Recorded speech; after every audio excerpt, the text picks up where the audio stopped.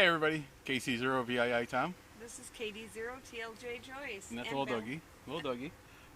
It was supposed to be a working weekend in John and Mary, Texas, Friday morning. Want to go They camping. decided they want to go camping, so we snuck off to, we're here at Halverson Park. We'll slowly rotate the camera around here in a little bit. It is just another gorgeous weekend. Yes, and the trees are absolutely beautiful. All the maples are turning, and it's the prettiest leaf peeping I've seen in a long time. And yesterday and even on campus and coming home, there was enough wind that was knocking the leaves off the tree, kind of like snow.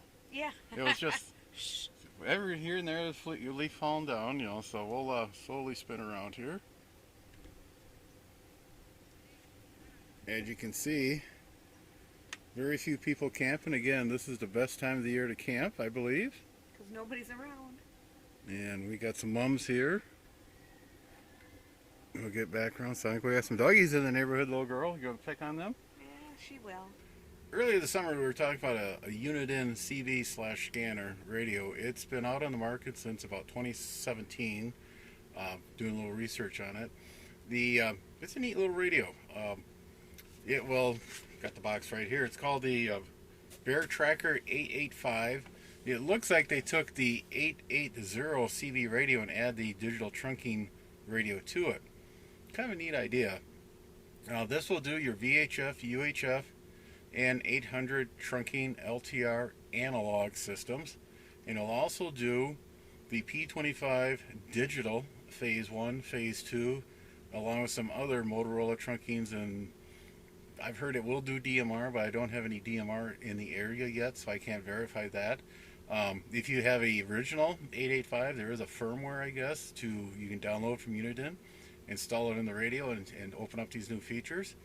The radio is programmed by a database you download from Uniden. They claim they update that every Monday morning, and a couple times I've checked it throughout the summer. Yes, it is updated. This radio is made for a real niche market. Somebody, we'll say a professional driver, somebody whose job depends on driving from point A to B, or somebody who has a long commute. My commute is 52 miles round trip. So I travel through 3 different counties, which mean that I have 3 different sheriff's departments, 3 different police departments, 3 different fire departments, 3 different EMSs, 3 different road departments, along with the state highway department and the state patrol. So as I'm tooling down the road, it will actually change what I'm listening to. Kind of neat feature. And as long as they keep updating this database, it seems to work. Yeah, here in southern Minnesota, actually up there, most of the P25 channels are set. Everything's working good. There's a few modifications here and there, but those are pretty much standardized and set. So the database in that doesn't change that much. But down here in Iowa, this is like the Wild West. I mean, we have some agencies that have already switched to the P25 Phase 1 or Phase 2, and we have a lot of counties and a lot of agencies who have not changed. Mason City Police Department, Fire Department, EMS finally got off the old 800 LTR system up to the new digital Phase 2. Here in Mitchell County, we're still running on the old VHF channels. State Patrol in the state is switching over at the end of October, if I remember right, to the new digital system. So it's that database will be updating quite often. So it the little radio, we'll take a little close-up look here. The microphone, it's got a little weight to it. It's a real nice design, kind of nice.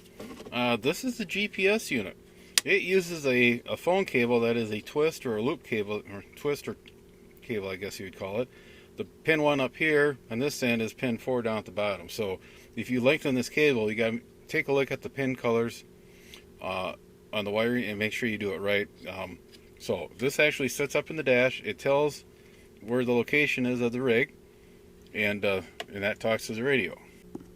Okay, now down here in the radio, you have your channel selector, RF gain. Then up here you have a switch for either using the GPS, or you can actually put in the zip code. If you're using this in a building or you cannot use the GPS for whatever reason, you can actually put your zip code in and it will pull that information out of the database. Here are your selection for police or fire.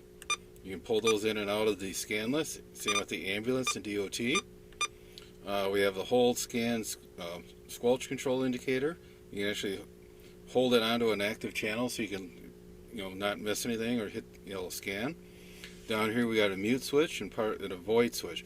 This is a function switch for the second half of some of these switches. Like if we have a birdie, you can hit function and this avoid, and it'll take it out of the scan list until the next power cycle. We have a quick switch from channel 19 to 9, and the second function is the day-night mode for the lighting. You can change the lighting so it's less distracting at night. Here we got your noise blanketer and a talkback. You can actually see on the meter your audio leaving the radio from your microphone. Then over here we have our CV, PA, weather alert switch. And here is the signal strength, calibration setting, and running the internal SWR. Up here we got the channel selector. So it's laid out fairly decent. Like I said, the GPS tells the radio where it's at. It goes up to the database, pulls the database out, and it says I'm here in Mitchell County right now, so I'm going to grab these channels for Mitchell County. And this mute button actually can mute the radio completely. So if you do get pulled over, you can hit that and it'll shut down the scanner. I'm really interested in how they're getting away with selling this in some states that it's illegal to have a scanner in your vehicle. Minnesota, for instance, has a very strict scanner law. The only people that can have a scanner in their moving vehicle are members of the law enforcement community, licensed amateur radio operators, or somebody who has a special permit from the Department of Public Safety. After we got the radio installed down here on the doghouse, I have my old Pro 96 handheld, which has been with me for a long, long time. It's been through a war, it seems like. I got some gaffing tape. I've dropped it enough times and cracked the plastic, but it's still a nice rig. Then I got my new Uniden PCD 325P2, and down below here we have the Bearcat 885. The first time we went up to Minnesota, these guys were hitting within 2 to 3 seconds of each other when you would get a call in, something would pop up on the P25 channel. Both these were real fast to find that. But one thing I noticed that the 885 was taking its time. It wasn't catching on until we got closer to the tower site.